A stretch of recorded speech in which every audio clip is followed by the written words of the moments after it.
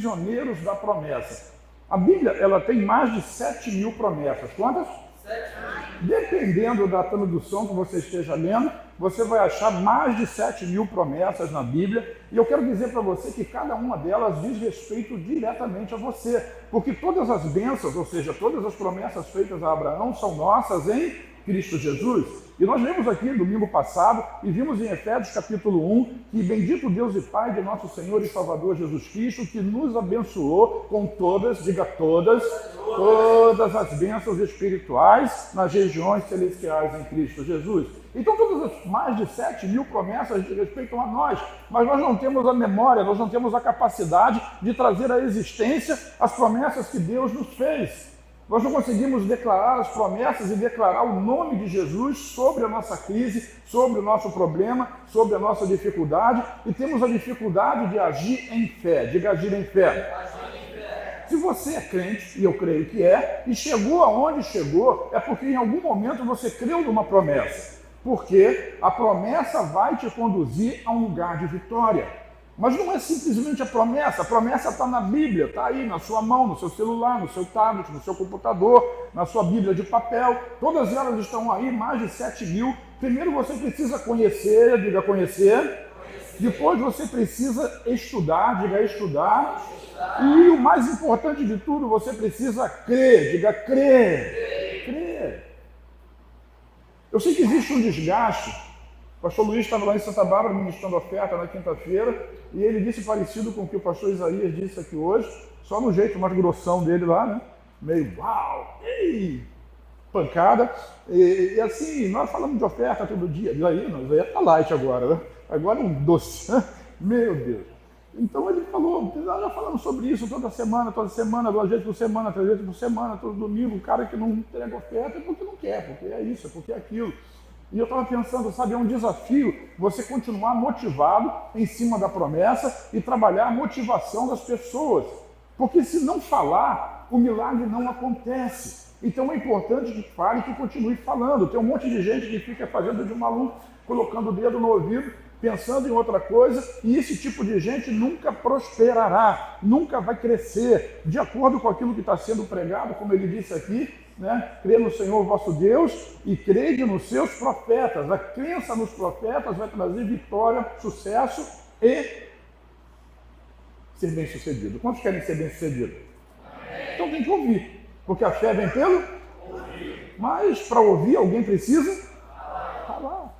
Alguém precisa pregar. Esse é o ministério do pregador, esse é o ministério do profeta, é continuar pregando, é continuar ministrando, é continuar falando até que o povo creia. E se não crer, muitos, eles vão sem crer. Creem em Jesus para a salvação, e quando chegar lá no céu, quando atravessar o Rio Azul e chegar lá do outro lado, vai perceber que deixou para trás um monte de coisa que seria seu direito e sua herança e nunca se estabeleceu porque nunca foi capaz de crer. São crentes chamados crentes carnais, que vivem de acordo com o natural. Mas é o tempo de nós mudarmos isso e entendermos que sim, nós somos prisioneiros de uma promessa. Porque se existe uma promessa, eu estou aprisionado a ela. Se existe uma promessa de Deus sobre a minha vida, eu estou agarrado nela, eu sou prisioneiro dela. E fico em cima dela o tempo todo. O tempo todo. Algumas eu vou descobrindo, novas eu vou descobrindo, palavras eu vou recebendo. Uma vez eu estava sentado num encontro, e Deus falou para mim que nunca faltaria palavra na minha boca quando eu estivesse no púlpito. E disse mais para mim assim, lá em Jeremias 33, reclama a mim e responder-te-ei e anunciar-te-ei coisas grandes e ocultas que você não sabe. Eu estou agarrado nisso há mais de 20 anos.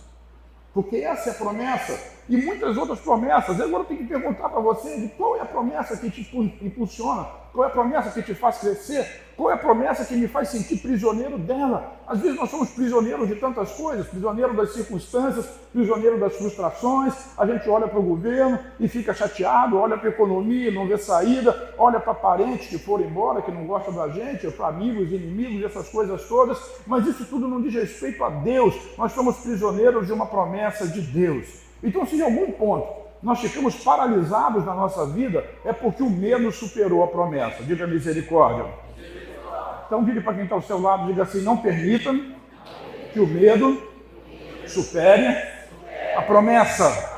Sabe, quando o medo supera a promessa, você fica desanimado, você fica desistido, você fica chateado, acha que não vai acontecer, acha que não tem jeito, mas a promessa de Deus prevalece, e como ela prevalece, nós precisamos ser prisioneiros dela. E terça-feira, quando falamos sobre a restauração de sonhos, nós vamos dizer que nós somos ministros dos nossos sonhos, nós somos ministros das nossas promessas. Mas diz assim, isso aí é terça-feira, diga para quem está ao seu lado. Terça-feira. Se você não vier a terça-feira, é como se você tenha assistido aqui o primeiro capítulo e vai perder, né, o segundo capítulo. E normalmente eu não gravo culto da virada, eu não gravo a pregação da virada, porque é um desafio estar presente.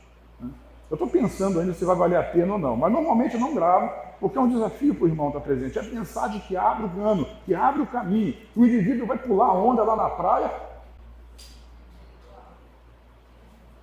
Meu Deus, olha a lei, né? Problema dele.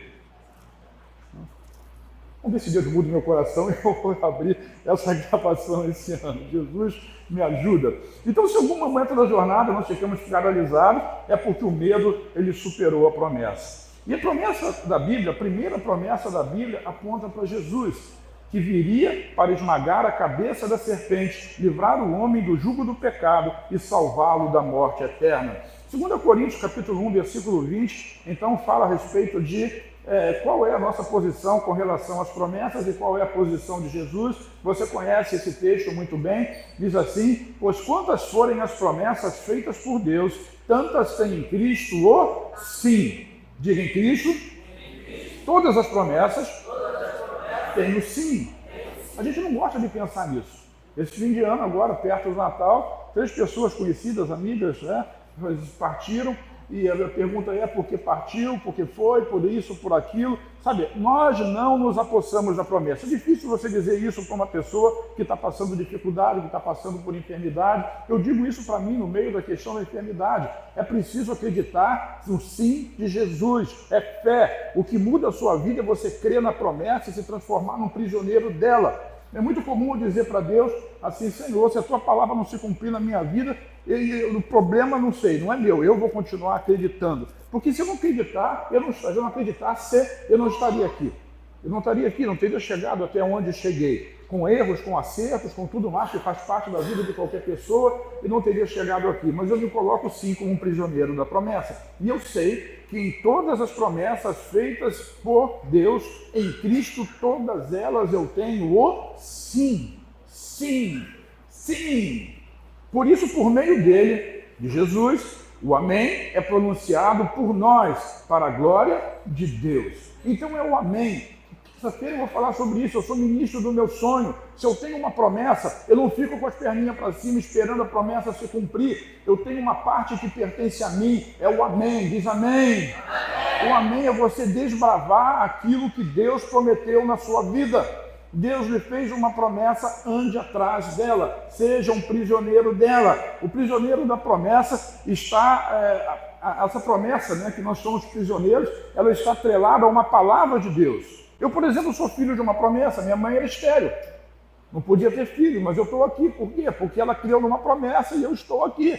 E a promessa que tinha sobre a vida dela é que ela seria missionária, mas ela não teve condições, por causa da vida, das escolhas, dos problemas, e fez um voto a Deus que essa promessa se cumprisse na vida do seu filho, que ela não tinha e não podia ter, mas teve. Por quê? Porque o indivíduo, como se coloca debaixo de uma promessa, Deus é o Deus de gerações e Ele vai fazer cumprir aquilo que Ele prometeu. Então eu olho para mim e digo, eu sou um filho da promessa, adoro o texto de Efésios 1. Quando diz que Deus me escolheu, me predestinou, a Bíblia às vezes é calvinista, tá? Deus me predestinou a ser santo e irrepreensível antes da fundação do mundo. Ele me escolheu. O problema dele? Eu até posso achar que ele fez uma escolha errada, mas se ele escolheu, ele deve entender melhor do que eu. Tem gente que não concorda, deixa de concordar, mas não importa. Eu continuo me colocando como um prisioneiro da promessa. E para quem está ao seu lado, você entende isso? Pergunta, você é um prisioneiro de uma promessa? Que promessa? Eu começo a fazer listas de promessas das quais eu sou prisioneiro e não cheguei nem perto das 7.000. Tem um camarada aí que já faleceu, que ele tinha de cor todas as 7.000 promessas aplicadas para ele. E ele ficou a vida dele, porque ele podia, decorando promessa, e confessando promessa, e declarando promessa, e confessando promessa. Ele tinha esse dom, essa graça, e por essa graça ele foi abençoado. Então eu posso dizer sem sombra de dúvida que a minha família é uma família fruto de uma promessa. Fruto de uma promessa. Eu não teria os meus filhos se eu não tivesse nascido. Não teria minha neta se eu não tivesse nascido. O Moná não casaria com o Daniel se eu não tivesse nascido. A pastora casaria com outro idiota qualquer e teria uma outra família. Não seria comigo, porque eu não estava aqui. Entende? Desculpa, eu me acho melhor que qualquer idiota que ela pudesse ter tido a oportunidade. Muito melhor. Mas é porque a família está registrada e está limitada a uma promessa. Promessa. Diga promessa. Se o pecado entrou no mundo por causa de um homem, diz Adão, e nós todos somos descendentes dele, de alguma maneira, diz que a justiça de Deus, a graça de Deus, o perdão de Deus, a restauração e a redenção também entraram a partir de um homem. Qual é o nome dele? Jesus. Então, em Cristo Jesus, nós somos nova criatura. Diga nova criatura. Nós estamos agarrados a essa promessa. Agora, essa promessa não é só de levá-lo para o céu, é uma promessa de trazer cura, restauração, é uma promessa de trazer provisão, prosperidade, de restaurar famílias. É disso que eu estou falando. E vou mostrar um exemplo bíblico para vocês. Repete comigo, Zorobabel. Zorobabel, ele era escolhido por Deus para reconstruir o templo. E ele, agora repete o restante da frase, venceu pela promessa. Prisioneiro da promessa. No momento que ele estava mais desanimado, mais desistido, com mais problemas, Deus apareceu para ele através do profeta Zacarias e liberou uma palavra extraordinária para ele. E assim como foi com o Zorobabel, será com você também. Diz amém. Deus tem uma obra nas suas mãos, e se ele começou através das suas mãos, ele quer concluí-la também através das suas mãos. Eu não posso dizer que ele vai, porque para ele ir até o final depende de você, porque nele tem o sim, mas se você não diz um amém, se você desiste, se você desanima, ele vai levantar outra pessoa. Mas a vontade de Deus é que a obra seja completada na sua vida e através da sua vida. Aí eu digo amém para isso. O que você precisa dizer também. Agora, existe o inimigo trabalha.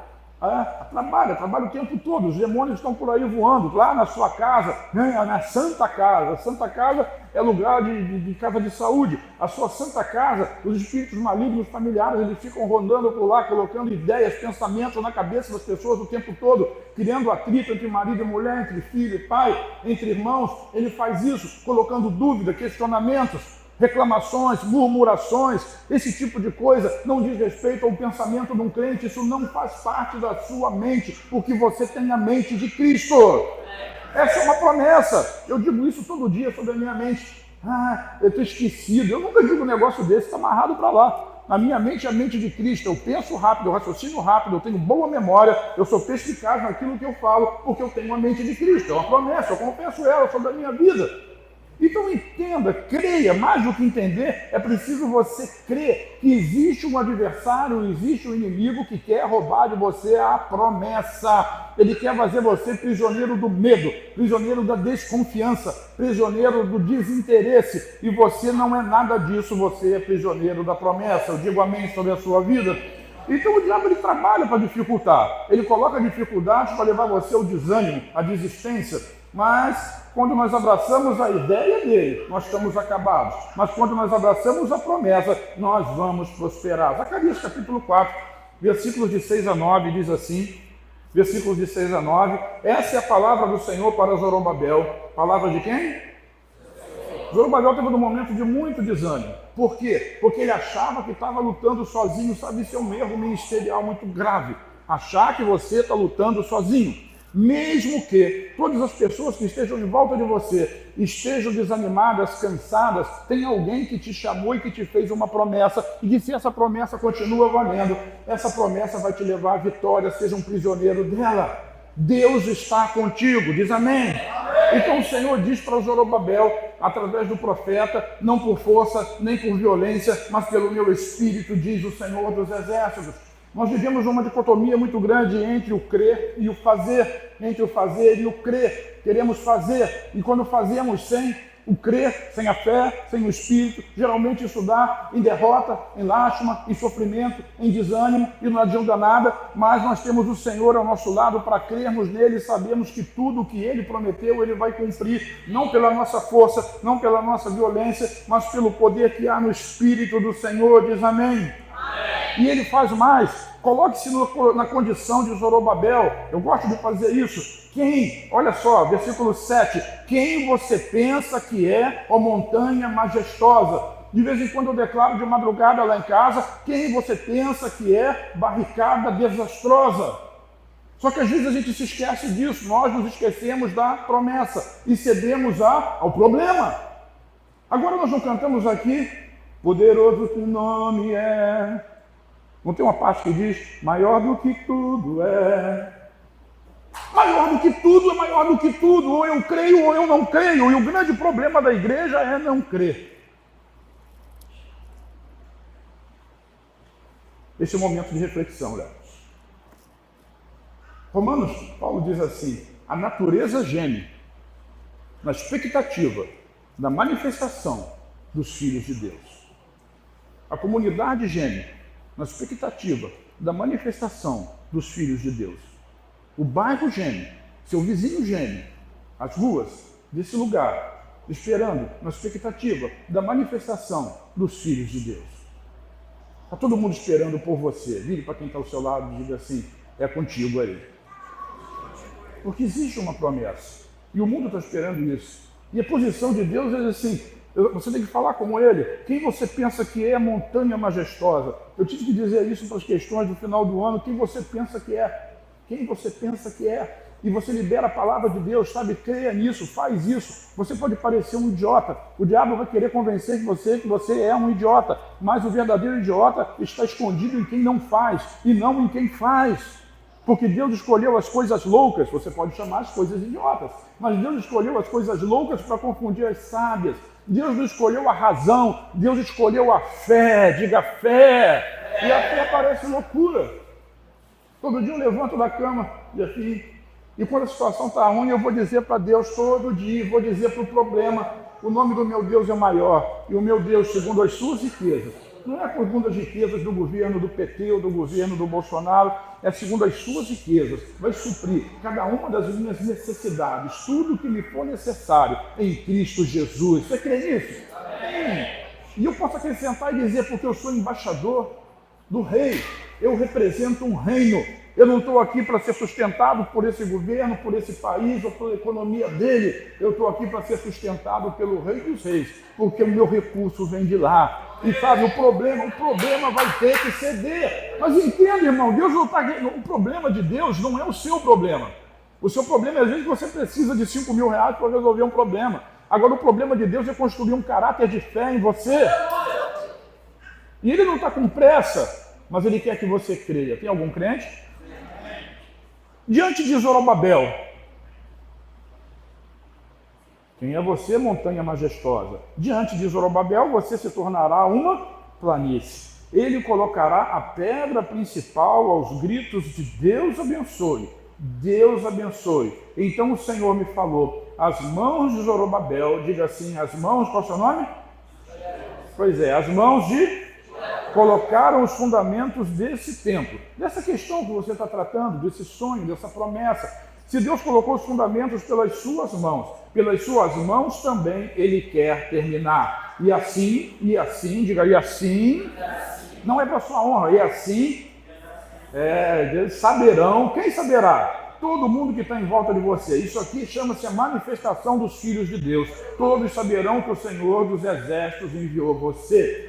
Você foi enviado para o cumprimento de uma promessa. Agora, torne-se prisioneiro dela, proclame ela, por mais idiota que isso possa parecer, continue confessando e declarando aquilo que o Senhor colocou no seu coração. Diz amém? Então Deus usa o profeta Zacarias, talvez ele esteja me usando hoje sobre a sua vida, como usou o Espírito, como o Espírito ministrou para mim isso durante algumas semanas, para eu poder trazer aqui no último domingo do ano. Então eu me coloco como Zorobabel e declaro sobre o problema, que o Senhor está comigo. Sabe, eu não dependo da minha força, mas eu dependo do Espírito Santo. Mas depender do Espírito Santo não significa dizer que eu vou ficar de joelho no quarto e não vou sair dali. Significa dizer que eu creio, que porque eu creio eu faço. Eu creio porque eu creio, eu vou agir. Eu vou agir de acordo com a promessa que ele me deu. Eu digo amém. E você? Segunda coisa, a promessa não significa, ser prisioneiro da promessa não significa ausência de dificuldade. Vire para quem está ao seu lado e diga isso. Não lembra mais do que é isso, né? Ser prisioneiro da promessa não significa ausência de dificuldade.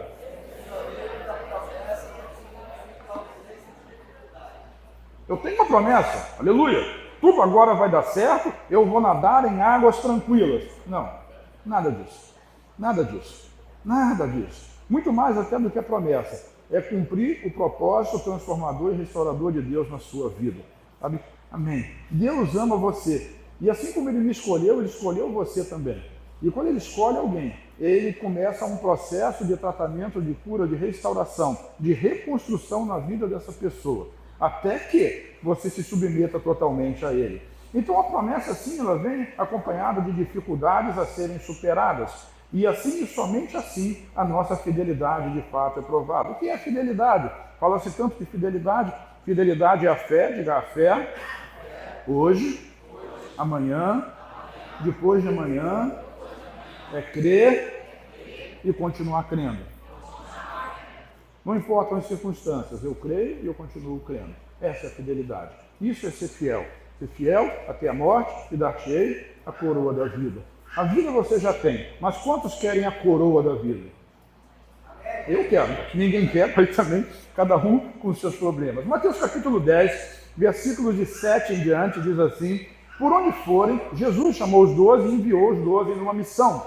E disse assim: por onde vocês forem, preguem essa mensagem. O reino dos céus está próximo. Curem os enfermos, ressuscitem os mortos, purifiquem os leprosos, expulsem os demônios. Vocês receberam de graça, deem também de graça. Não levem ouro, nem prata, nem cobre em seus cintos. Não leve nenhum saco de viagem, nem túnica extra, nem sandálias, nem bordão, pois o trabalhador é digno do seu sustento.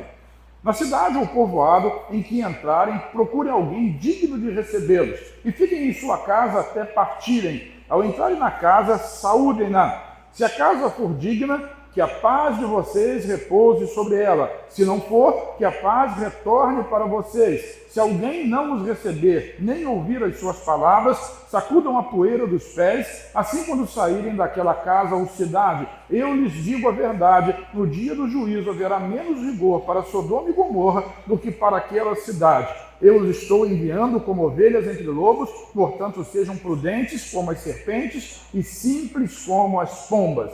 Jesus envia os 12 para uma missão e lhes faz uma promessa poderosa. Cure os enfermos. Vire para quem está ao seu lado e diga: cure os enfermos. Ressuscite os mortos. Limpe os leprosos. Expulse os demônios. Puro poder de Deus. Diz amém. Todo mundo quer isso, né? Mas junto com essa promessa poderosa, que é nossa, olha, é promessa. Tem mais de 7 mil, eu estou falando de outra. Outra promessa. Outra promessa. Deus está interessado no negócio da cura. Deus está interessado no negócio da libertação. Deus está interessado no negócio da restauração. Tudo isso é negócio de Deus. Ele está interessado em todas essas coisas. Restauração familiar. Agora ele diz assim, agora preste atenção. Vocês vão curar enfermos, vão ressuscitar mortos, vão purificar leprosos, vão libertar endemoniados. Vocês vão fazer a obra do reino. O reino de Deus virá sobre a terra. Mas, diga mais... não leve dinheiro nem barraca para dormir.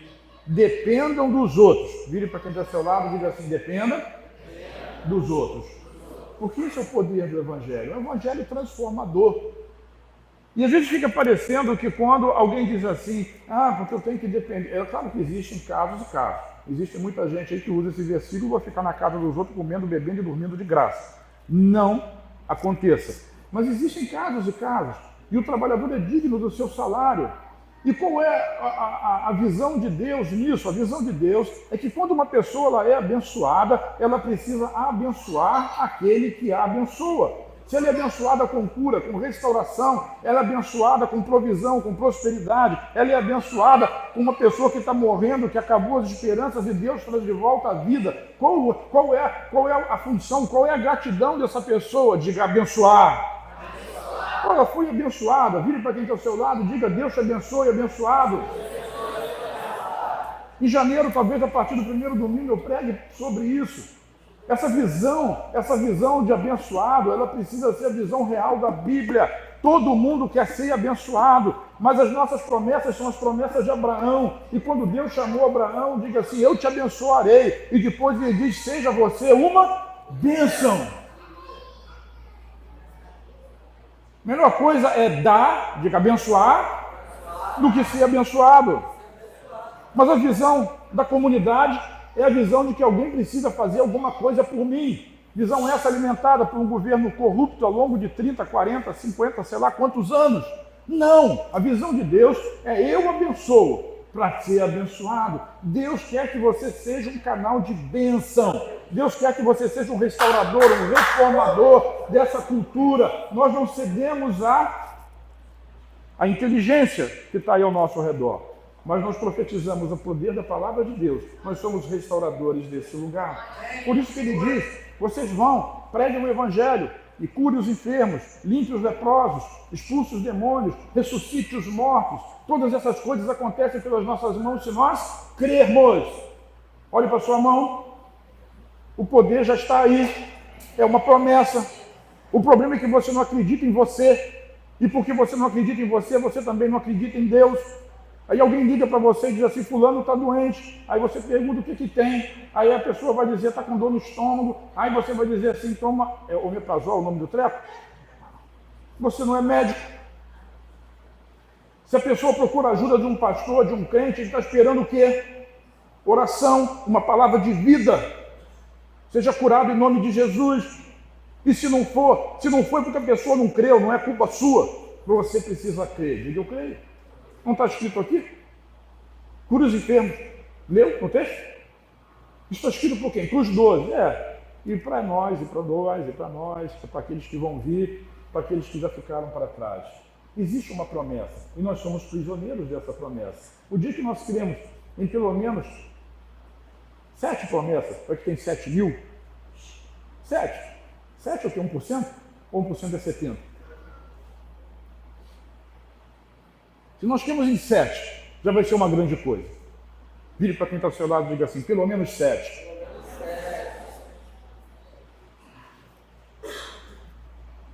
Então, se alguém receber a tua palavra, amém.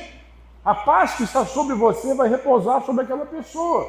E se não receber, problema dela. Vire as costas e vá para outro lugar.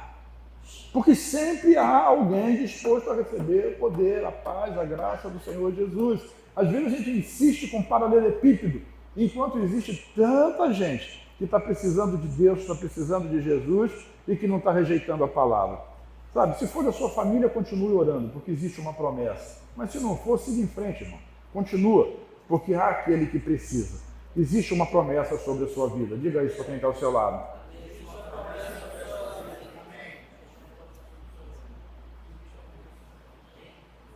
No meu aniversário, nós fomos almoçar lá no churrasco, na casa do pastor Isaías, e tinha lá a plantinha, a minha plantinha, prima da minha plantinha, estava lá, perto do lugar onde a gente faz reunião, só que a planta da Amanda tem folha pra caramba e é desse tamanho. E a minha é desse tamaninho assim, né? Porque o vaso é desse tamaninho assim, nele, cadê o dele? Ele sumiu.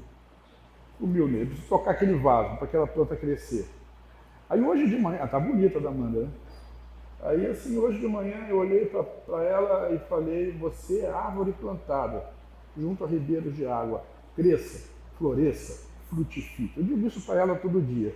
Aí eu olhei no cantinho lá, tem um broto. A minha planta deu neném. Ela frutificou. A planta estava caída. Eu viajei, Tiago deixou ela para lá, só botava água. Não é a água, é a bênção. Não é a água, é a bênção. É a bênção. Abençoa ela. Abençoa ela. Abençoa ela. Eu passo umas madrugadas abençoando minha mulher, porque quando eu abençoo ela, eu estou sendo abençoado. Meu Deus, eu digo isso todo dia, declare. Não fico falando na frente das pessoas que os outros me chamam de maluco, mas, enfim, eu falo para Deus que quem precisa ouvir é Ele e a pessoa. Eu falo para ela está dormindo, mas ela está ouvindo, porque, assim, sabe, o seu corpo descansa, a sua mente dorme, mas o seu espírito, ele não dorme nunca. Nunca. Por isso que eu pedi aqui para cantar a música dos 500 graus, eu não sei porquê. Mas eu acordei cantando essa música 2 vezes a semana. Eu falei, que música é essa? Eu não lembrava o nome da música, eu tive que ficar pesquisando. Porque o espírito não dorme. Quem dorme sou eu. Então você declara, é por isso que se ora sobre as crianças quando estão dormindo. Você declara a palavra de bênção. O espírito delas está ativo, está vivo. O espírito está vivo. O único lugar que não tem um espírito vivo é alguém que morreu. E ainda assim, você pode orar para que o espírito volte àquela pessoa.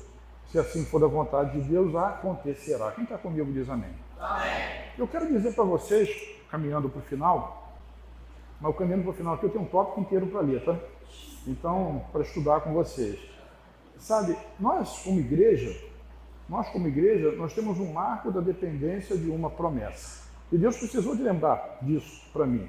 Eu tinha dito aos pastores, numa reunião, há algumas semanas atrás, que Deus fez uma pergunta que eu não sabia responder. O que eu esperava da igreja nos próximos 21 anos? Porque são 21 anos que nós estamos aqui. E de lá eu comecei a orar. O que eu vou dizer? Ele está me perguntando, mas eu tenho que perguntar para ele qual é a resposta melhor. Porque qualquer coisa que eu pedir, que eu pensar ou que eu imaginar, ainda vai ser a quem? Então, assim, a coisa é um processo, irmão. Eu estou dando testemunho da minha vida. A coisa é um processo. A coisa é um processo. Então, ele precisa me dizer, você é ministro dos seus sonhos. É você que ministra sobre os seus sonhos. É você que acredita naquilo que eu coloquei no seu coração. E você é capaz de ir até onde a sua fé for capaz de levar você. E eu disse, amém. Está me entendendo? Então a nossa história como igreja, ela começou baseada numa promessa que foi feita a Jacó. Os mais antigos sabem disso, talvez os mais novos eles não tenham essa compreensão, mas nós vamos mudar isso, né? Na reconstrução dos nossos cursos. Isso vai ser ensinado em todas as classes, para todas as pessoas que chegarem à igreja para entenderem o que é Betel, por que é Betel e o que significa ser Betel. Porque senão as pessoas vão com ideias errôneas, misturando coisas, e não é. Nós temos um chamado, o chamado é restauração. E foi muito bom, né, quando o Dudu teve um insight de casa de restauração. Isso é muito de Deus, é o que nós somos casa de restauração. Mas mais do que ser casa de restauração, nós vamos atrás das casas, para que as casas também sejam restauradas. Nós somos uma igreja em célula, e nós vamos atrás de restauração. Assim como a sua vida foi restaurada, como a sua família foi restaurada, como o seu sustento foi restaurado, a sua saúde foi restaurada, assim nós queremos levar a mesma mensagem para outras pessoas. É para isso que nós estamos aqui. Nós somos restauradores de bairro. Esse bairro era uma titica de lama, de barro, de fossa, de esgoto a céu aberto. E acabou isso tudo. Acabou por quê? Acabou por causa de uma palavra profética. É claro que o governador, aqui na época foi o garotinho, veio e asfaltou esse negócio, mas Deus usa os ímpios para cumprir a promessa que é feita da boca do crente. Só que em um momento a gente deixou isso para lá. E eu estava meditando essa semana e Deus estava mostrando, isso também vou falar terça-feira. Acho que terça-feira eu preciso começar o culto às 7. E assim, vai ser tudo picotadinho, né? Porque senão eu não posso voltar para casa, porque aí a pastora briga comigo porque eu demorei muito. Mas entenda, quando Deus faz uma promessa para o povo de Israel, da terra da promessa, a gente sabe que eles pisaram na bola e por causa disso ficaram 40 anos. Quantos anos? Aí eu fiquei pensando, será que 40, né? Nós já passamos 20, em algum momento a gente deixou alguma coisa de lado. E Deus pergunta, por quê? O que você pretende nos próximos 20 anos? Ser uma igreja comum, igual a qualquer outra? Ou seguir o princípio? Seguir a promessa? E Deus falou para mim, você é um prisioneiro da promessa. Você é ministro dos seus sonhos. Então assim, eu não posso deixar para trás. Me desculpa, se alguém fica desanimado, está triste, está cansado, não vamos deixar para cá para trás. Nós vamos continuar avançando. Avançando aqui nesse lugar. E avançando aonde Deus nos colocar, embaixo do mesmo princípio, do mesmo propósito. Não pode parar. Eu não posso parar. Porque se eu parar, acaba. E Deus me comissionou com um sonho, com uma promessa, e nós vamos atrás dela. Então a palavra rema, ela foi rema para mim. E precisa ser rema para cada um de nós à medida que nós cremos. Quando Jacó sai fugido da sua casa para esconder dos seus irmãos, ele não tinha absolutamente nada. E Deus trabalhou nele uma restauração completa na vida dele. Olha a história, quem já foi no encontro sabe bem, mas talvez não por esse prisma. Gênesis 28, 10 e seguinte diz: e Jacó partiu de Berseba e foi para Arã, e chegando a determinado lugar parou para pernoitar, porque o sol já havia se posto. E tomando uma das pedras dali, usou como travesseiro e deitou-se. E teve um sonho. Ele teve o quê? Sonho. Um sonho. Deus falou com ele a promessa através de um sonho, no qual ele viu uma escada apoiada na terra e o soltou para alcançar os céus. E os anjos de Deus subiam e desciam por ela. Sabe, isso faz parte da nossa história. Não é uma questão de uma escada que vai e que volta anjos, mas é uma questão de que a resposta, diga a resposta de Deus para essa geração vem do céu. Vem do céu. Os anjos vêm trazendo a resposta de Deus do céu. É Betel, é casa de Deus, é porta dos céus, para trazer resposta. Nós não levantamos dúvidas, nós trazemos respostas, porque nós temos essa revelação. Então teve um sonho, o qual viu uma escada, né? O apóstolo Joel gostava muito, por isso que vinha aqui fazer essa comparação. Babel era o homem tentando tocar pelas suas forças o céu. Mas a resposta de Deus veio para a terra através de Betel. Então a resposta de Deus para essa terra e para todas as terras onde nós fomos plantados como igreja é trazer o reino, trazer a resposta de Deus para a terra onde nós estamos. Quem está me entendendo? Diz amém. Eu não sei se você concorda, mas aqui é uma questão profética hoje. É crer, é uma questão de crer. Não olhar para a dificuldade, mas olhar para a fé. Ao lado dele estava o Senhor, que lhe disse: eu sou o Senhor, o Deus de seu pai Abraão, o Deus de Isaac. E sabe o que isso significa? Jacó não conhecia Deus, ele conhecia o Deus do pai dele. É muito importante que os meus filhos eles conheçam o meu Deus, mas é muito mais importante que em algum momento da vida deles eles tenham as suas próprias experiências com Deus. Então Deus às vezes aparece para o seu filho dizendo: eu sou o Deus de Jefinho, Levi, eu sou o Deus de Jefinho, Jean. É assim que funciona. Eu sou o Deus do seu pai, eu sou o Deus de Abraão, eu sou o Deus de Isaac. Sabe qual é o problema? O problema é que o seu filho, Isaac, viveu na casa de Abraão, Jacó e Esaú viveram na casa de Isaac e viveram também na casa de Abraão. Então, quando eles olham para Isaac, quando eles olham para Abraão, eles precisam ter uma imagem perfeita de um Deus de aliança, um Deus que fez promessas e um Deus que cumpre as promessas. Então ele vai ver o seu filho físico, ele vai ver o cumprimento das promessas de Deus na vida na sua vida, papai, na sua vida, vovô. E assim vai estimular a fé dele, para que Deus também pudesse ser o Deus de Abraão, o Deus de Isaac e o Deus de Jacó. E Deus aparece para ele: eu sou o Deus do seu pai, eu sou o Deus do seu avô. Agora o seu negócio é comigo, nós vamos conversar pessoalmente. Deus quer ter essa revelação, Ele quer dar essa revelação para cada um de nós. É importante que eu tenha a revelação, mas é importante que você tenha também. É importante que você também creia, que você veja isso, que você perceba isso no mundo do Espírito. Vai para o seu quarto, fecha a porta, ajoelhe diante de Deus. Deus vai te mostrar essa realidade, que às vezes vai até contrariar a sua vontade. Mas, lembre-se, é um processo, diga processo. E aí vem a promessa da aliança: darei a você e a seus descendentes a terra da qual você está deitado. A terra onde Jacó se deitava seria a terra da promessa que seria cumprir muitos anos depois, e que até hoje existe briga por elas. Mas uma promessa fez com que todos os descendentes se transformassem em prisioneiros de uma promessa. Mas Jacó estava preparado para aquilo? É claro que não estava, mas a promessa está aí. A terra onde nós nos deitamos é terra da promessa. A terra onde eu me deito é terra da promessa. Tanto é que Niterói abriu uma igreja, fechou uma igreja e Deus deu outra, porque é uma promessa. E Deus é fiel para cumprir a promessa. E um dia eu digo para ele: eu quero restituição. E ele deu. Reconhecido pelos outros aí. Outro dia eu estava numa reunião da Vinha, e quando eu falei sobre isso, na hora de dar testemunho, fui na reunião lá, porque era meia hora. Lá em Maricá. E ele levantou, um dos pastores levantou e falou, isso é uma grande restituição. E esse ano nós vinha o ano da restituição, que para nós já foi. Está terminando agora, mas a restituição de Deus continua. Você entende? Sabe, a promessa, ela se cumpre. Se nós avançarmos na direção da promessa, ela se cumpre. Agora, para a promessa se cumprir, em algum momento eu tive que dizer sim a desafios, a questões, a dificuldades, a problemas. Eu tive que botar a mão lá. Você quer ser um prisioneiro da promessa? Em algum momento você vai ter que sujar as suas mãos. Olhe para suas mãos limpas e diga para elas, em algum momento, você vai ter que se sujar. Sabe, você é a parteira que em algum momento vai ter que colocar a mão lá dentro para poder trazer a vida de alguém para fora. Dentro do esgoto do tráfico, do esgoto das drogas, do álcool, da promiscuidade, da prostituição. Pessoas matando com aborto.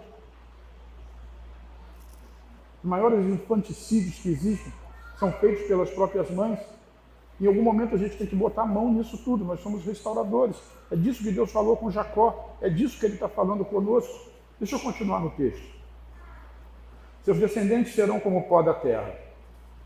Por isso eu percebo que a gente não caminhou tão rápido como deveria. Em algum momento nós perdemos essa visão. Porque os nossos descendentes não estão tão numerosos quanto o pó da terra. Mas serão. Diga, serão. Serão. À medida que a gente crer e avançar nessa promessa, se espalharão para o oeste, para o leste, para o norte e para o sul. Todos os povos da terra serão abençoados por meio de você e da sua descendência. Versículo 15 diz assim, estou com você e cuidarei de você, aonde quer que vá, e o trarei de volta para essa terra. Não o deixarei enquanto não fizer o que lhe prometi. Vamos repetir essa frase? Oh, meu Deus do céu, eu gosto muito disso. Cadê? Não o deixarei enquanto não fizer o que lhe prometi. Diga assim, eu sou um prisioneiro da promessa. Você está preso em Deus. Ou você é uma derrota, um desastre, um desanimado, um fracassado. Ou você é um prisioneiro da promessa. E você anda atrás, dessa promessa. E Deus vai fazer tudo aquilo que Ele prometeu acontecer na sua vida. Diga, eu sou prisioneiro da promessa. Quando Jacó acordou do seu sono, disse, sem dúvida, o Senhor está nesse lugar, mas eu não sabia. Ele pensava que o Deus, o pai dele, estava só onde o pai dele estava. Mas o nosso Deus, Ele está onde nós vamos. Olhe para os seus pés, aonde pisar a planta dos seus pés. Essa terra é terra abençoada. Deus vai com você.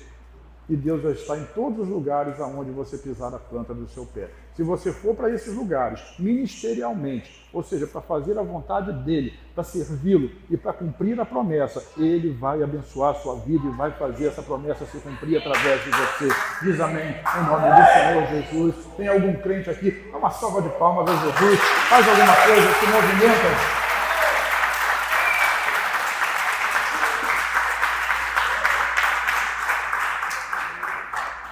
Vocês não conheceram, alguns de vocês não conheceram o apóstolo Renê. Daniel foi lá ouvir o Renê no Novos Começos. E o Renê não faz mais palma, não. Fica de pé, senta, fica de pé, levanta, dá glória a Deus. Dá glória a Deus, levanta, fica de pé e diz amém. Tem algum crente aqui, fica de pé. E é uma aula de aeróbica. Menos 5 quilos. Do conjunto, menos 5 quilos. Aí no final ele disse assim, não vou ficar em pé mais não. Porque o peso foi maior. Peso. É verdade. Foi maior do que a promessa. Dizia o apóstolo Renê que essa é uma forma de você receber a promessa. Você declarar ela, dizer amém para ela. Usando uma história dele, um dia ele estava no Ibirapuera, em São Paulo, numa conferência, e ele era nada, não era ninguém. E lá a pessoa que estava pregando, eu acho que era Maurício Cerulo, liberou uma palavra. E disse que uma única pessoa no ginásio do Ibirapuera levantou, subiu na cadeira e disse assim, isso é para mim! E um mês depois, ele estava pregando no mesmo ginásio, com uma grande multidão. Por quê? Porque ele é um prisioneiro da promessa. Em algum momento ele creu. E quando ele creu, acordei meia dúvida.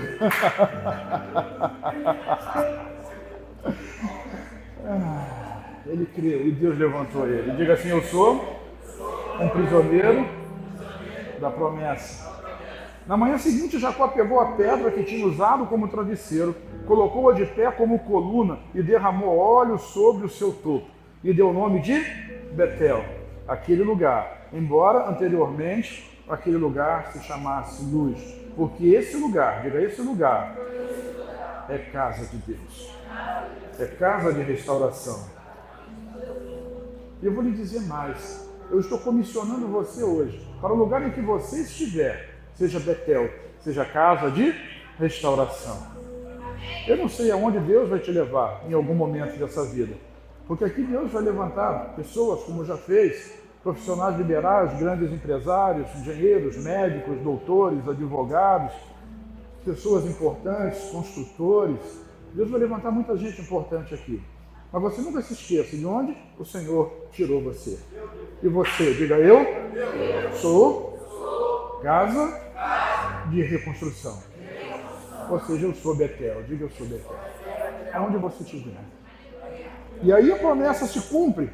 Porque para o norte, para o sul, para o leste, para o oeste, nesse estado, em outros estados desse Brasil, na nossa América do Sul, em todos os continentes do mundo, nós vamos ser representados com descendentes que saíram dessa promessa. Diga, eu sou de novo, eu sou prisioneiro dessas promessas. Te darei a terra em que você está deitado. Diz, eu recebo. Eu digo mais, seus descendentes serão multiplicados. Diz, eu recebo. Cuidarei de você e não te deixarei, até que a promessa se cumpra. Amém. Deus restaurou a sua família. Ele fez isso com Jacó, né? Jacó chegou lá como? Mãozinha na frente e outra atrás, né? Mas Deus deu para ele Raquel. Mas o processo de Raquel foram 14 anos. Depois mais 6 anos para ele poder conquistar as suas riquezas. Mas Deus deu para ele uma família. Deus quer dar uma família para você. Talvez você já tenha a sua família, mas Deus quer lhe dar uma família muito melhor. Não é trocar você de família, não. É abençoar a sua família. Como foi com aquele carcereiro que está a história dele contada em Atos capítulo 16. Numa única noite, porque Paulo se posicionou em Cristo, a família inteira daquele cara foi restaurada. Deus quer restaurar famílias como a sua e através de você muitas outras. Deus restaurou as finanças de Jacó. Jacó não tinha nada e saiu de lá rico. Alguns de vocês já tiveram as finanças restauradas, estão caminhando para a riqueza, estão caminhando debaixo do rumo da prosperidade. Mas você é abençoado para quê? É abençoado para abençoar. Essa mentalidade precisa mudar. No que diz respeito a pessoas e a instituição como nós, como igreja, né, quando nós chegamos ao final do ano com dificuldades financeiras diante de tantos irmãos que são abençoados. Lembre-se, aquele que dá generosamente, o que a Bíblia diz? Vai ver o quê? Aumentar. Mas aquele que retém mais do que deveria,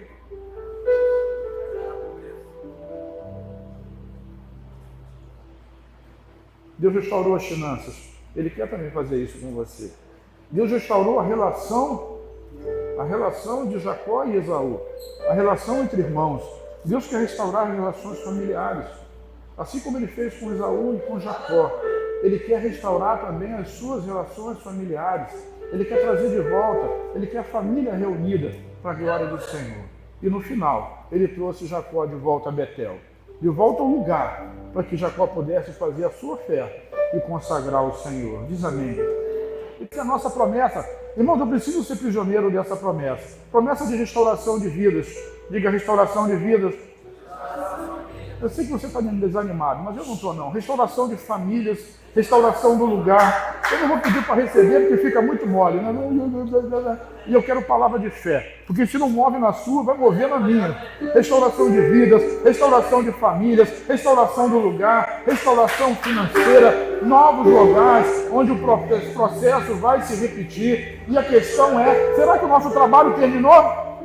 Será que a promessa já se cumpriu? Olha para o lado. Ou fomos paralisados por algo ou por alguém? Da minha parte, nós vamos avançar. Aqui nesse jardim, em qualquer outro jardim onde nós alcançarmos.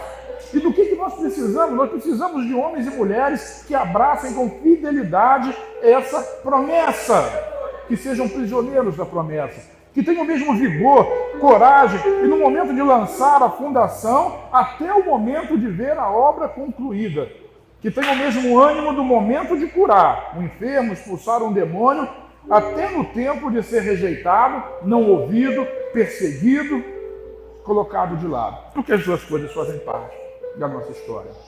A mesma paixão de Jacó, que viu Raquel, paixão que o fez trabalhar entre Raquel, Lia e dinheiro por 21 anos, como foi conosco. Que esse ano, que nós completamos 21, que a promessa continue valendo nas nossas vidas. Fica de pé comigo em nome de Jesus.